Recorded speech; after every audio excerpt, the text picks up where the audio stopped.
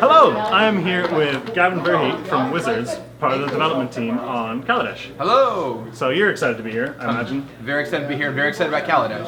Alright, so I'm talking about developing on Kaladesh. Yeah. During play, everyone wanted me to ask you this question, which was during playtesting, what's the highest amount of energy anybody got to that you can remember? Okay, so a thing about energy is at various points there are various amounts of energy outputs. For example, as we talked about a few times in panel so far, at one point we just doubled up the energy outputs, right? Yeah. But to kind of find the right numbers, we had to experiment with a lot of things. The things we experimented with included really, really high energy numbers that you could obtain, as well as there were a lot of playtests where we just didn't make anything worth spending energy on. So you just get all this energy and then never use it. So, I mean, I remember playing some games where I would just have 30, 40 energy stockpiled in the game because the energy rates were way too high. Yeah. There were cards that were giving you like multiple energy every single turn, like, you know. But then you have to scale all the outputs as well, costing 3 or 4 instead of 1 or 2. And make the outputs worthwhile. Like, if all the outputs are, you know, you gain 1 life, then you're like, well, why You're going to finish. You're going to lose with 80 energy left. Right. Yeah. You're like, okay, I've got 1 good card in my deck to spend the energy on. I'm just going to play until I find that card, and then you just win and you never find it, right? And you just end with 30 energy. So we spent a lot of balancing work to get that just right, and we're in a space where you can have multiple energy cards in play, and you'll probably use all of them at different points in the game, which is a tricky thing to do, but I'm really glad that we hit it. So you have energy, and of course you have fabricate, and you have the vehicles. Which of the mechanics were the most fun to play with, in your opinion? There's no, like, whatever you enjoy playing with the most. So, personally, I am a Johnny Spike. Okay, so I really enjoy, and Johnny being a player who really likes combos, putting stuff together, and Spike being a kind of competitive player who wants to win, right?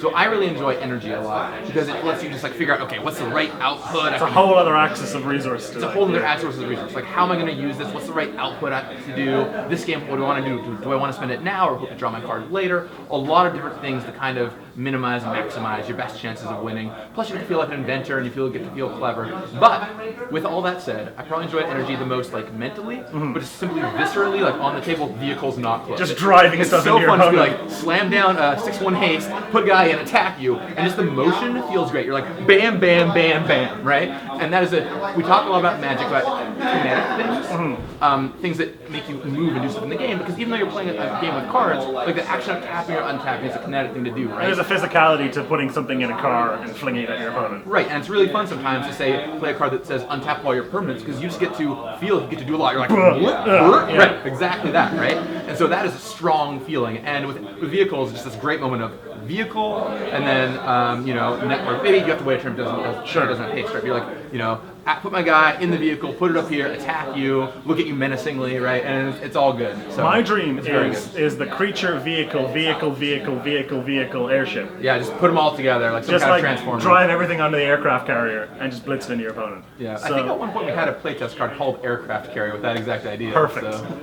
That you can only crew with other vehicles. I don't remember if you made it, so you'll that's fair. That must happen a lot actually, where you're not sure if cards gonna get lost. Oh my gosh. In the ether. You have no idea because we finished our sets so far in advance, right? You must have years ago, And the other weird thing is, this happens to me all the time, and many other people too, but probably me more than some, where I'm playing like a internal pre-release or even a draft weeks after the sets come out, and they attack with a creature, and I block with the creature, and they look at me kind of weird, and I'm like, I block, and I'm like, okay, that's great. And they're like, okay, your guy dies, and I look down. Like, that thing had 2 toughness the last time I remember looking at it. It's like, yeah, last time I remember, my guy had extra power, your guys had 1 less toughness. That's not true anymore.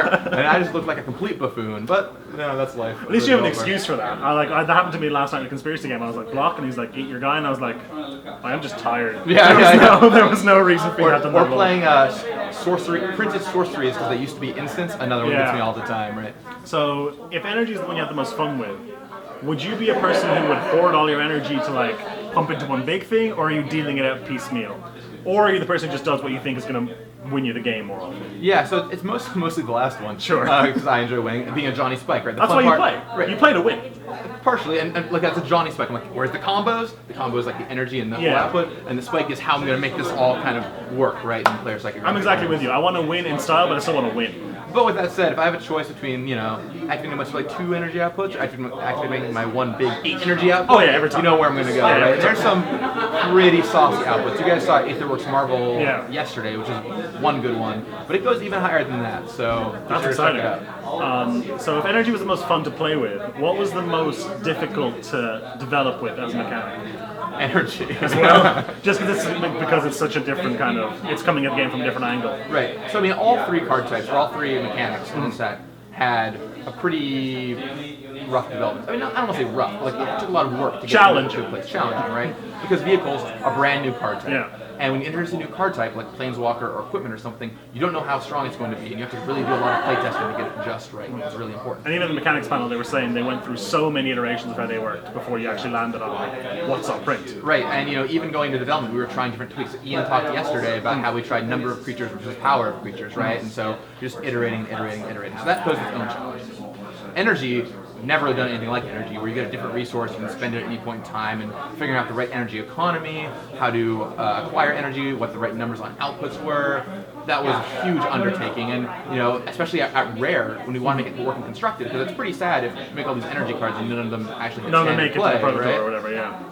That they're ones that are exciting enough to play with without breaking the whole energy economy and being the only thing you want to spend energy on. And then Fabricate actually posed a bunch of challenges as well. It looks like a really simple mechanic, but finding the right numbers for those creatures to make Fabricate work can be pretty tricky. Because there's not a lot to work with, where like a plus counter and a 1/1 are reasonably equivalent, but there's not much you can there's not many knobs to twist between those two different things. Right, if I make a 1 and a white for a 1/1 creature with Fabricate 1, okay, I can either have a 1/1 token and a 1 creature or a 2/2. That's fair. Maybe that's okay, let's say it's a little weaker than we want it to be, right? Yeah. Well, okay, Fabricate 2 is clearly not okay, because then you're paying 2 mana for 3 power, 3 things worth of creatures. And then you're like, okay, well, if we give it another toughness, then it can be a 2 mana 2/3 in white. That's probably a little too good, yeah. If you get another power, it can be a 2 mana 3/2 in white, right? And especially that common, that's something you have to think about. So we ended up in a pretty good spot with a lot of them. You saw the 3 mana 2/2 with Fabricate 1, the 4 mana 2/1 with Fabricate 1, and we spent a lot of time just trying to get those numbers just right. And so there were a lot of different challenges to balance in development, but I am really satisfied with the end product. I feel like Kaladesh is just a home run of a set. Okay, so is there, of the cards that are spoiled so far, because obviously your answer could very well be one of the ones, which are you most excited about? Oh my gosh. My first question, of course, in my head is, what have we spoiled so far? I will cut it out if it's something that hasn't been spoiled so far. But no, I think the answer is probably,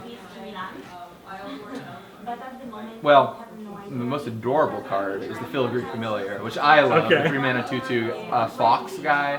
Love that creature. But my favorite one that we've shown so far is probably the Sky Sovereign, the ship, the gigantic legendary airship.